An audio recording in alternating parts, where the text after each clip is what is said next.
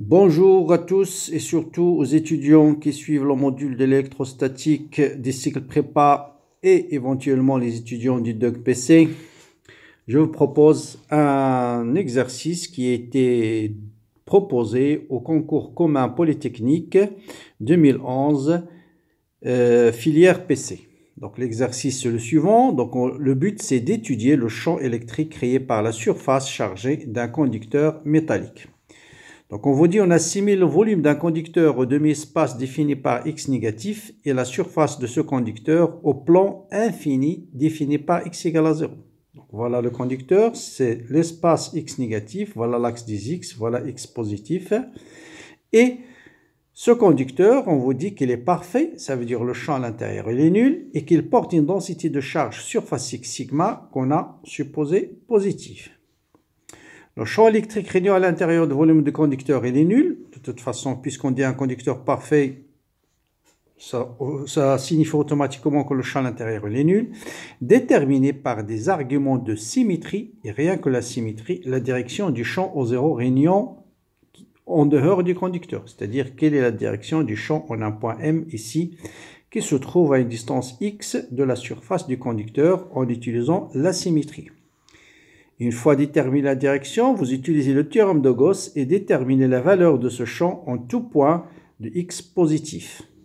Et exprimez les résultats en fonction de sigma et d'une constante fondamentale de l'électrostatique, ça se s'entend bien sûr, epsilon 0. 1,2, énoncez la relation existant entre le potentiel et le champ et déterminez à une constante près, on ne vous demande pas de déterminer la constante d'intégration, l'expression de V0 en tout point pour x positif. Quel est le potentiel? On a un point M quelconque ici.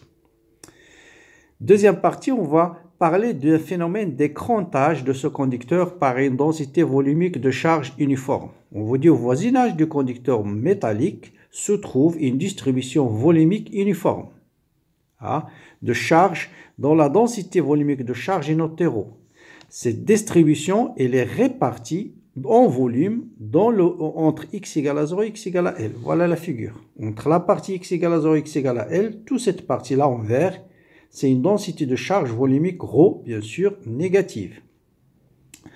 La charge volumique ρ de signe opposé à la charge surfacique, et par conséquent, puisque sigma est positif, donc ρ est négatif, on suppose qu'elle ne perturbe pas la charge surfacique. Donc la charge volumique est nulle pour tout x supérieur à 0. Et au-delà de la variable x égale à L, bien sûr, on a ρ égale à 0. Pas de densité de charge. Bien.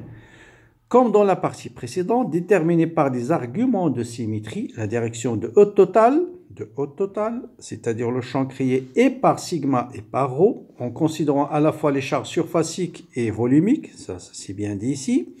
Par application du théorème de Gauss, déterminer la valeur du champ total en tout point x appartenant à l'intervalle 0L. Ici, on a un point M ici, et en tout point x supérieur à L. Donc, quel est le champ total là et là, créé en même temps par cette densité de charge surfacique et volumique.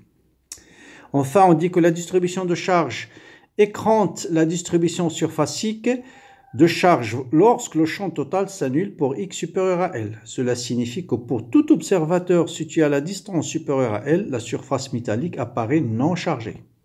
Donnez la relation entre sigma, ρ et L pour que la condition d'écrantage soit satisfaite.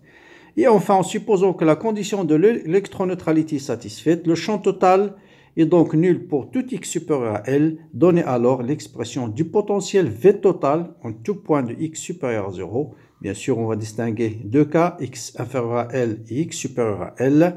Et on choisira par convention l'origine du potentiel lorsque x est égal à L. Bien. Il reste encore deux petites questions. Représentez graphiquement l'allure de module du champ total en fonction de x pour x supérieur à 0 et l'allure de E carré du champ total.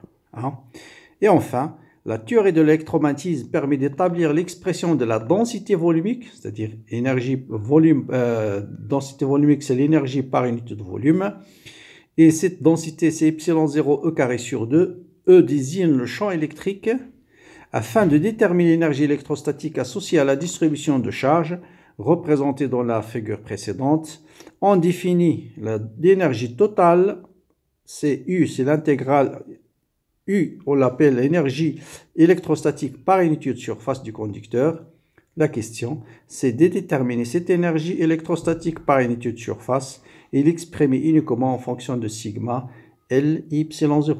Donc voilà un sujet intéressant que je vous propose de bien travailler. Bien sûr, vous pouvez le télécharger dans la description de la vidéo et je vous laisse un peu de temps de le travailler. Bientôt, vous aurez la solution détaillée. Voilà, à vos stylos, bon courage et à bientôt.